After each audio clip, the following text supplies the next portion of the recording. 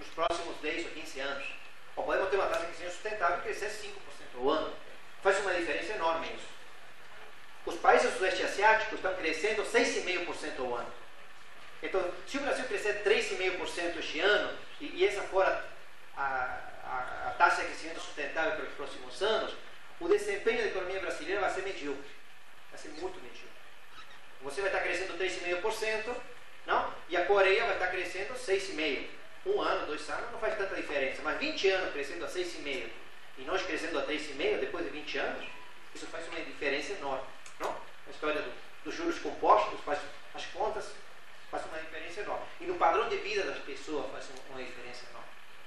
Então, o problema é que o fato de ter crescimento sustentável, o fato de você ter feito o ajuste macroeconômico, não? No sentido de ter feito o ajuste externo, ter feito o ajuste fiscal e ter sido bem sucedido, não significa que nos próximos anos a gente terá, não, um crescimento que pelo menos acompanhe a média dos emergentes. Sei lá, a média dos emergentes deve estar em quase 5%. Não? Se você tira o Sudeste Asiático e olha para o leste da Europa e outros países emergentes, você vai estar em 5% ao ano. Não, o Chile está crescendo 5% ao ano. O problema é que o Brasil tem ainda problemas graves para resolver. Problemas graves para resolver. Ou seja, problemas graves para que, tendo resolvido o problema externo, o problema fiscal, não tem outros problemas para resolver. Ou seja, a agenda macroeconômica brasileira vai ter que enfrentar outros problemas. Não?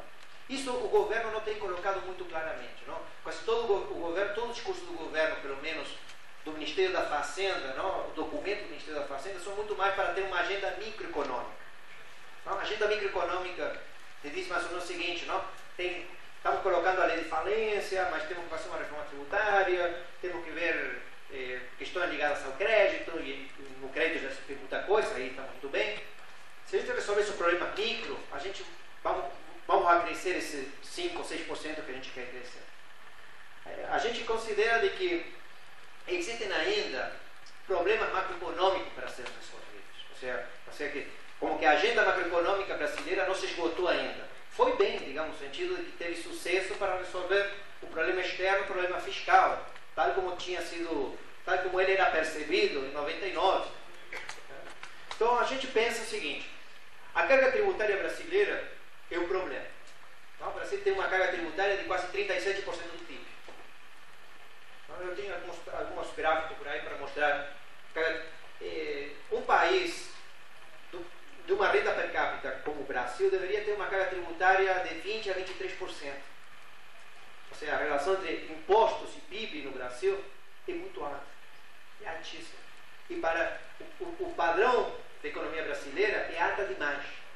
Não? Pode ser que para um país desenvolvido, sei lá, você pensa Inglaterra tem quase 40% da carga tributária, ou a Suécia que tem mais que isso.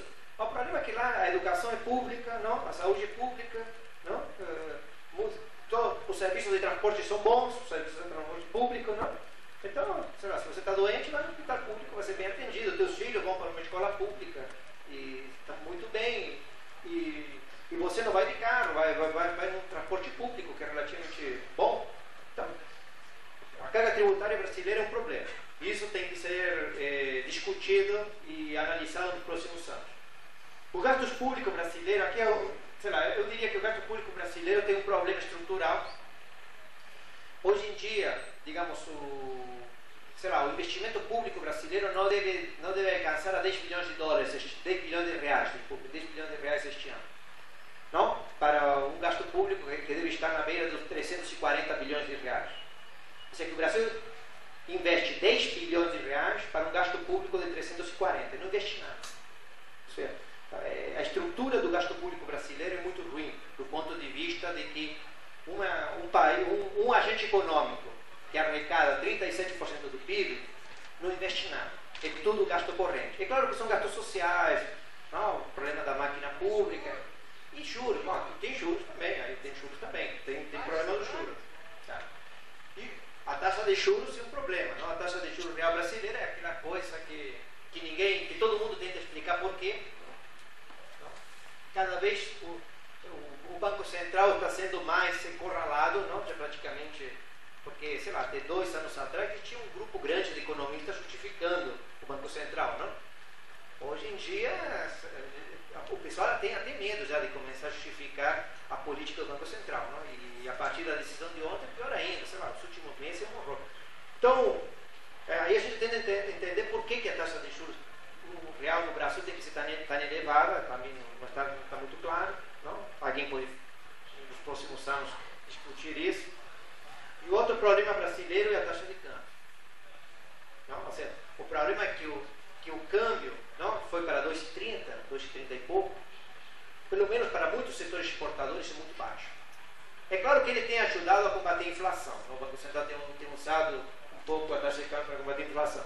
Mas o problema do câmbio, sabe qual é o câmbio que a gente deveria ter e o que fazer com o câmbio? Não? Se você perguntar ao presidente do Banco Central, que é um pouco responsável da política cambial, ele diz nada, sei lá. Que seja o que Deus quiser. O Banco Central não tem muita ideia do que fazer com o câmbio. Não sabemos se temos que intervir ou não intervir no mercado de câmbio.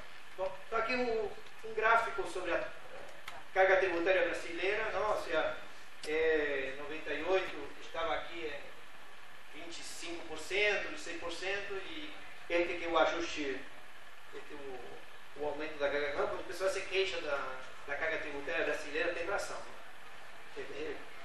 Cresceu muito. A evolução do crédito é uma das reformas microeconômicas de sucesso do governo, não? Começou em 2003 e tem tido uma expansão fantástica do sistema de crédito, especialmente para crédito a pessoas físicas. Bom, a taxa de câmbio real efetiva é para mostrar aqui a queda da taxa de câmbio.